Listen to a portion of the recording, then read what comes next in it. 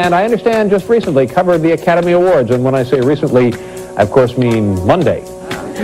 Ladies and gentlemen, here he is, Pat O'Brien. Pat! You have lived a big life. I think of you as Pat the Cat because you've had 9 lives. And I can't even believe this is Pat O'Brien. As you know. How are you? I am so great, you can't believe it. Well, no, you're not. But we'll get to that in a minute. Get to it now. No. Why is my chair so low? I used to get up and say, who do they want me to be? My grandmother died, though. That I'm sorry to hear. I am sorry to hear that. 98, died in her sleep. Oh. There ain't no better way to go. Boy, no kidding. Well, good for her. Yeah. But the other 4 passengers in the car were pleased about it.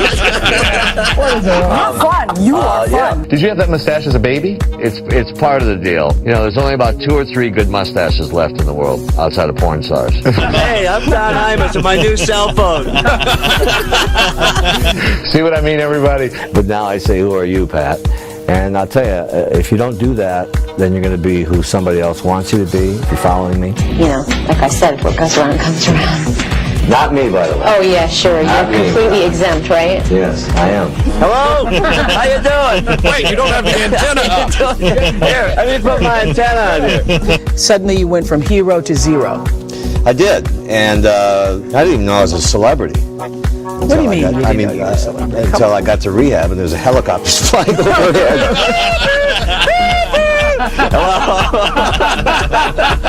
Okay, I was going to say your ego was so big you didn't care. Grandiosity. Grandiosity. I mean, before I got paid to have a big ego. I'm not saying the ego's gone, by the way, and you know that. It's busy. People forget I had a 10-year news career. Mm-hmm. Emmy award-winning news career. Let's just not forget. You know, let's not forget that part of it. But I want to pass on what I've learned. You're a guy who covered celebrities, but you were an equal celebrity with the people you're covering. It's so weird being on this side of the fence. And did he always have this voice? No, he didn't then. He was like this. Can I be on your show? I've got good hair and makeup people tomorrow. I'll be fine. You TV people do. I thought it was a special moment the other night when I forgot my name. Did you see that? No. Yeah. Really? Welcome back to our studios here in New York City. My name is... and they're going in my ear. It's Pat O'Brien. Yeah. Pat O'Brien. You should have some cards printed up, Pat, like I do. That's what I should do. When you Google me, talk about scary celebrity stuff. I lived through all of it. Don't try this at home, Pat. Ladies and gentlemen, please welcome the male, the talented, Mr. Court McCown. Oh, yeah. You have no fucking idea who I am. That's okay. The point is that, you got to listen to your heart, and nobody ever does. I mean, it's not... Your heart is what you should follow. And a big assist to Eric Olson, who put that egomaniacal opening for me together. But when you look at it, I think I had about 9 hair colors in that thing. But that's a career. Being on David Letterman, by the way, was the most frightening thing you could ever do, because he always said to you, you better be funny. If you're not funny, you'll never be back, or he won't talk to you. And they said, I said, well, how am I going to know? He said, well, if he likes you, he'll talk to you during the commercial. And as soon as the commercial came on, he started talking to me. I was thrilled. By the way, I hope you know that Nice is in France. I mean, Nice is the capital of the French Riviera. And I don't know who said Italy earlier, but Nice is in France, and it's near Italy. But it's the capital of the French Riviera, and bouncing back quite nicely, and that's where Court is today. I liked, I told you I could do that. I like the whole idea that sober high schools. It sounds, for those of you who are not in recovery or don't drink, or drink regularly, it sounds like a nightmare. But to people who, A, don't have the money to go to spend 40, 50 grand on rehab, there are some cheaper ones,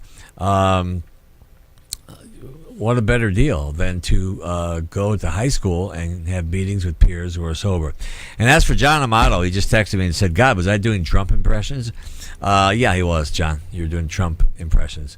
But that's okay. I don't know if I keep it in my repertoire.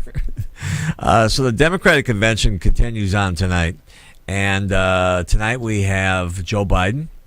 Tonight we have probably at some point President Clinton, who will come on. Notice that Bill Clinton sat in the audience and watched the whole convention last night. Here's why Bill Clinton's a great politician. Love him or hate him. he studies the journey.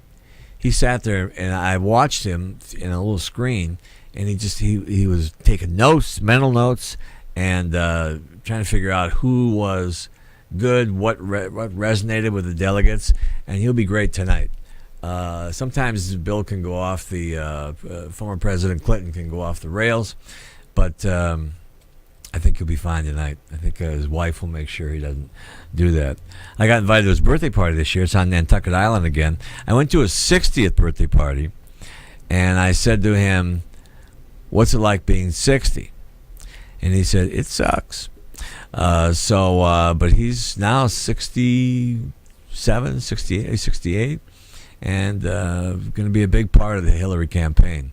Trump has nobody like him. Trump has, I can't remember his vice presidential, Jeff's, can't remember. That's how big it is. And I'm a political guy. But Tim Kaine and Hillary Clinton are going to be a great ticket. And the whole idea is to get a progressive platform. And tonight, what to watch for on the convention, or what to watch this week for on the convention, is whether or not the Bernie delegates just settle down, whether they can get the California delegation to settle down, and we'll be fine after that.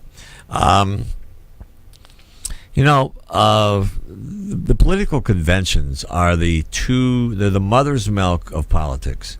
They are the two ways that they can connect with the people, and they're the two ways that they can see. By the way, for many of you, it's the first time you even pay attention to politics, because nobody's like me, watches CNN every day and MSNBC and reads Politico and keeps track of it.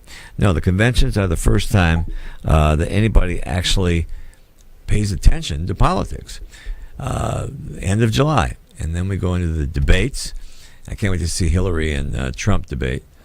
That'll be like kicking a dog for her. And then Tim Kaine, who is a tremendous... We have a machine in here that sucks the air out of this room, and you become dry.